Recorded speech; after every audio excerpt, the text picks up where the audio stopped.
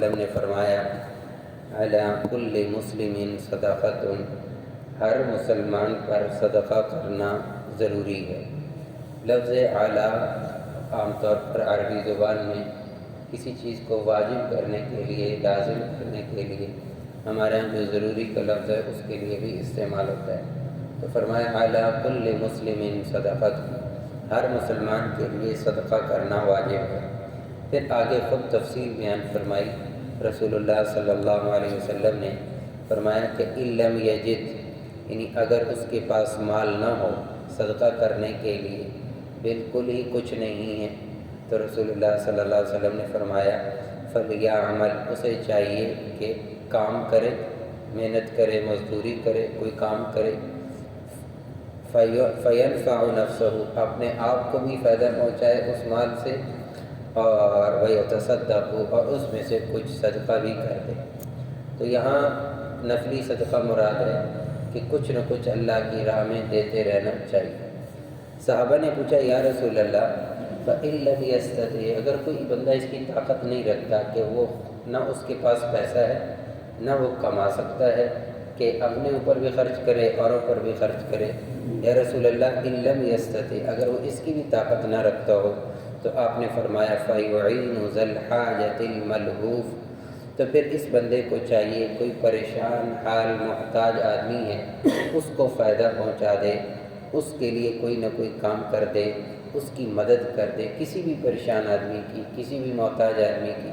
تو یہ بھی اس کے نام اعمال میں صدقہ لکھا جائے گا۔ صحابہ نے پوچھا یا رسول اللہ فإن لم يفعلوا، اگر وہ یہ بھی نہ کر سکے، یا کوئی ایسا موقع نہیں ملا، ایسا نہیں کر سکا، رسول اللہ صلی اللہ علیہ وسلم نے فرمایا پھر یہ کرے کہ یأمر بالخیر، پھر ہر بندے کو جو بھی ملے اچھی بات کہے، نیکی کی بات کرے، نیکی کا حکم کرے، کوئی بھی نیک کام اس کو بتا دے، تو یہ بھی اس کے نام اعمال میں صدقہ لکھا جائے گا۔ صحابہ نے آخری سوال کیا یا رسول اللہ یہ بھی نہ کر سکتے، کسی کو کہہ بھی نہیں سکتا نیک کام کا، جیسے آج کل فی زمانہ بہت مشکل ہو گیا ہے کسی کو نیکی کی دعوت دینا۔ آج سادہ سی بات بھی کسی سے کہی جائے تو بجائے اس کے کہ وہ خوش ہو کہ مجھ سے ایک اچھی بات کہی گئی ہے، تو آگے سے جواب ملتا ہے مجھے پتہ ہے، آپ ان کو کہیں جن کو نہیں پتہ۔ تو نیکی کی بات کا ہر بندہ محتاج ہے۔ وَذَكِّرْ فَإِنَّ الذِّكْرَ تَنفَعُ الْمُؤْمِنِينَ، ایک دوسرے کو نصیحت کی بات کرتے رہا کرو، یہ تمہارے حق میں بہتر ہے۔ وَتَوَاصَوْا بِالْحَقِّ، حق بات کی ایک دوسرے کی تلقین کرو، یعنی جو بات ہے اگلے تک پہنچاؤ، اس سے کیا ہوگا، بات کرنے والے کو بھی فائدہ ہوگا، اگلے کو بھی یاد دہانی ہو جائے۔ یہ نہیں ہوتا کہ اگلے کو جاہل سمجھا جا رہا ہو، نہیں، جہالت نہیں ہوتی، بعض دفعہ یاد دہانی ہوتی ہے، اور اچھا ہوتا ہے کہ پتہ بھی ہو تو بھی نیکی کی بات کا سن لینا کوئی عیب کی بات نہیں ہوتا۔ ایک آدمی 5 وقت کا پکا نمازی ہے، کبھی نماز نہیں چھوڑتا، اگر کوئی بندہ اس کو کہتا ہے کہ نماز پڑھ لیا کر تو اس کا شکریہ ادا کرے کہ وہ اس کے لیے ایک بہتری کی چیز بتا رہے ہیں، خیر کی چیز بتائے، کوئی بری چیز تو نہیں کہی۔ اگر کوئی آدمی قرآن پاک کی تلاوت کرتا ہے، کوئی کہتا ہے آپ تلاوت کیا کریں، تو اس نے اچھی بات ہی کہی ہے، اس میں کوئی حرج کی بات تو نہیں ہے۔ تو اس لیے کھلا دل ہونا چاہیے اس معاملے کے اندر، کوئی بھی نیکی کی بات، کوئی بھی خیر کی بات اگر کام تک پہنچتی ہے، اگلے کا شکریہ ادا کرنا چاہیے کہ آپ کا شکریہ کہ آپ نے مجھے ایک اچھی بات کہی ہے، بری بات۔ صحابہ نے پوچھا یا رسول اللہ اگر یہ بھی نہ کر سکے،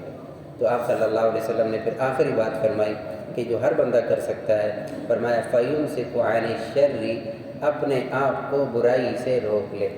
اپنے آپ کو گناہ سے روک لے، کسی کے ساتھ زیادتی نہ کر، کسی کے ساتھ ظلم نہ کر، کسی کے ساتھ برائی نہ کر، تو یہ کر لے، یہ تو کر سکتا ہے، یہ بھی تیرے نام اعمال میں کیا لکھا جائے گا، صدقہ لکھا جائے گا۔ اور بڑی عجیب حدیث ہے، رسول اللہ صلی اللہ علیہ وسلم نے فرمایا اللہ فرماتے ہیں،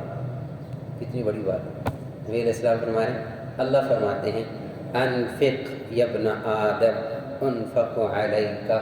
میرے بندوں پہ خرچ کیا کر، اللہ کہہ رہے ہیں اللہ تجھ پہ خرچ کرے، یہ عجیب بات، انفق یا ابن آدم، اے ابن آدم تو خرچ کیا کر، انفق علیک، تیرے اوپر خرچ کیا جائے گا، اللہ تجھے دے گا۔ یہ تو پھر تجربے کی بات ہے، بندہ کرے گا تو پتہ چلے گا۔ اللہ تعالیٰ میں اس کی سمجھ نصیب فرمائے، اپنی بساط کے مطابق اللہ کی راہ میں مال خرچ کرنے کی توفیق نصیب فرمائے۔ سبحان اللہ وبحمدہ، سبحانک اللہم وبحمدک، نشہد ان لا الہ الا انت، نستغفرک ونتوب الیک۔ سبحان ربک رب العزۃ عما یصفون وسلام علی المرسلین الحمد للہ رب العالمین.